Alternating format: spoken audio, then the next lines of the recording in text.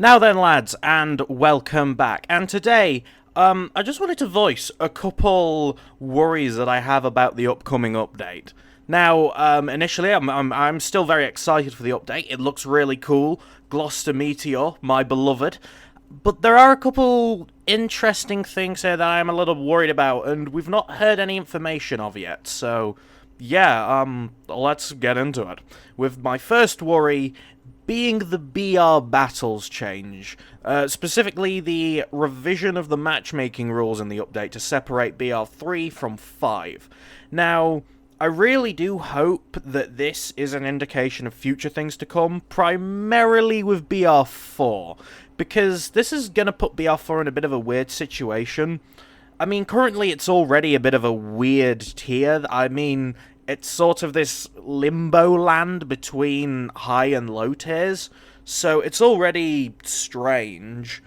And I think that these changes, if it is going to separate BR3 from 5, so essentially make 3 one, like, tier of its own, how will that affect 4?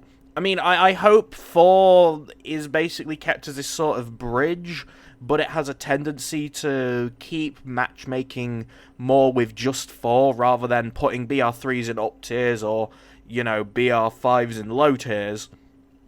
But that is a little worrying, and considering we've not had any information from him yet, there could be some changes there, but we'll just have to see. Overall, though, I do hope that this is handled better, but I don't know, considering the past changes Darkflow have had in the past few months, I'm a little bit worried about it.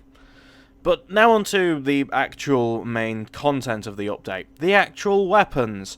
Primarily the big one. The Japanese Offenrohr. Now, I kind of skipped over this in my initial video on the jet-powered update because, I didn't really want to comment on it, and I was more obsessed with the jets because the jets were the cool part.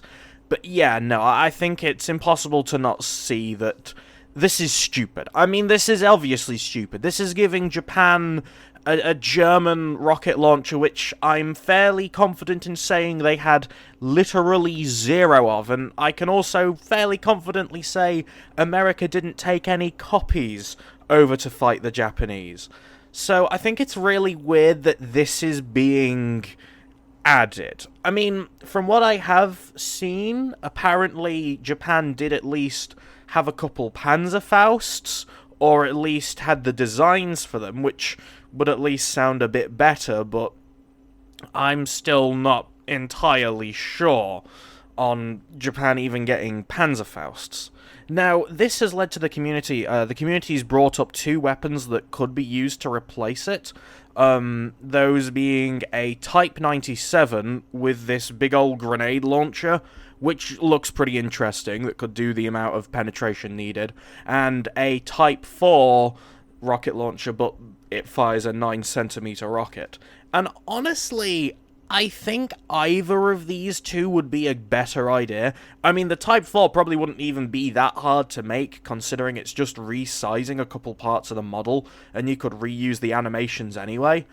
But, like, I still think that should happen, and I am hoping that they are going to go and actually make this change, because adding the Offenrohr for Japan is such a stupid idea. I mean, I can kind of get it for the Allies, right? I can almost see it for the US using it. But not the Japanese. Like, hell, the Japanese got the Offenrohr before the Soviets, which, if anyone is going to use it, it was the Russians. And it's very silly, it's very stupid. I don't think, though, I'm as mad at this as a lot of people are. I feel in the community there's been a lot of anger directed towards this change. And I think that's not necessarily a brilliant idea, considering it's really not that bad. Like, at the end of the day, I have a gut feeling this is a stopgap change anyway. I don't think this would be permanent. They're probably just adding it for, like, this year at most, just to be like, hey, here's a weapon that can kill the Super Pershing and the Pershing that Japan needs. And people go, yeah, cheers, mate.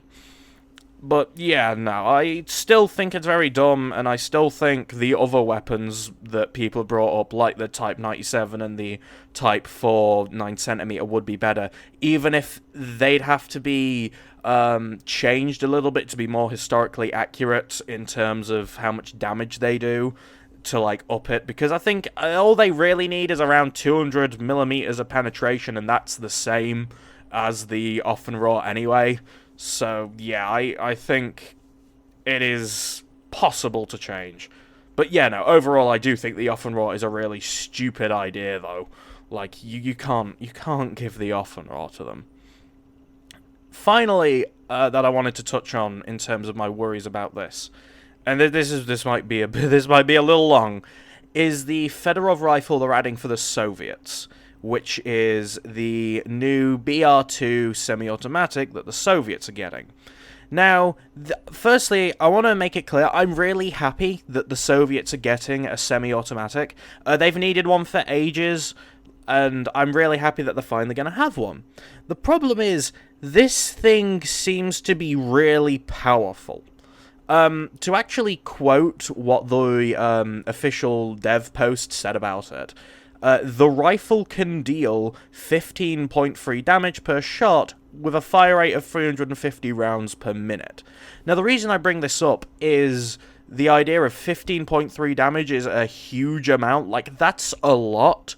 I believe most of the tier 2 semis deal somewhere between 12 and 13 damage maxed out, because I'm going to assume that is the maxed out.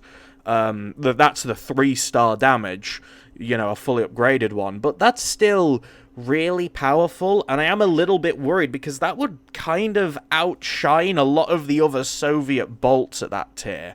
Primarily the Winchester, which is the one most people think of. But yeah, I'm kind of a little bit worried about this because it could kind of break Soviet Tier 2 balancing.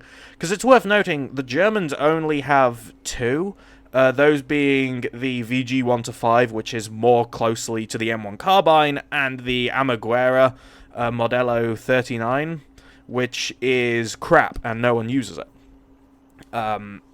And I think because of that, this thing could very quickly dominate Tier 2. Like, I am a little bit worried about this, because I thought the Tier 2 semi-autos, they were more of a side grade. They weren't necessarily an upgrade, but from the sounds of it, the Fedorov rifle sounds like a literal straight upgrade, which could be a little bit worrying. I wouldn't be surprised if that damage is going to get toned down a bit, probably to 14 or 13-ish damage, because currently 15.3 is quite a lot.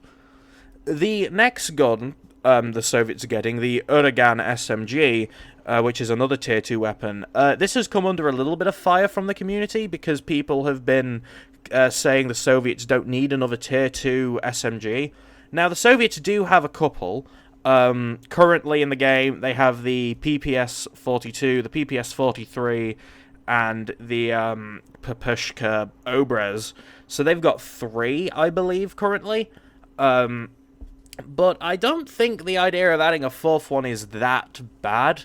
I mean, this one definitely seems interesting, and it will definitely be nice to have a much more higher fire rate version of an MP40 or a PPS at that tier, because currently the Pupushka Obres, while not bad, doesn't have the best stability. But yeah, I'm a little bit more cautious about this, but I am still potentially worried that this does feel a bit too powerful for Tier 2. I mean, we'll have to see when it comes out, or at least the update gets onto the dev server, because I will be interested in trying both of these two weapons out, because I think they could be very interesting in how they're done. Primarily the Fedorov. Oh, and finally, I just wanted to comment on them using the Su-9.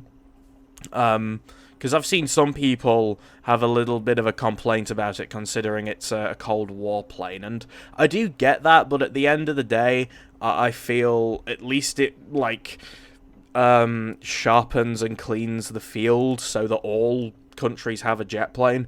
I don't know if the Soviets had any other jet planes during World War II as like prototypes or anything, because to be honest, pretty much all of the jet planes are going to have to be prototypes except for the ME-262 and probably the Gloucester. So we'll have to see. Overall, though, I must say I am still excited for this update, but this update very much could be a sort of make or break update, considering it's been now nearly 4 months since we've had new content, and considering the sort of volatile state the community's been in after the whole Leadstorm controversy, I am hoping that they do take their time with this, and they do genuinely take on board a lot of this complaints and stuff. Primarily around the off and raw, and a couple tweaks to the Fedorov. But other than that, yeah, I think that's really all I gotta say about this update and this little add-on to what I'm a bit worried about.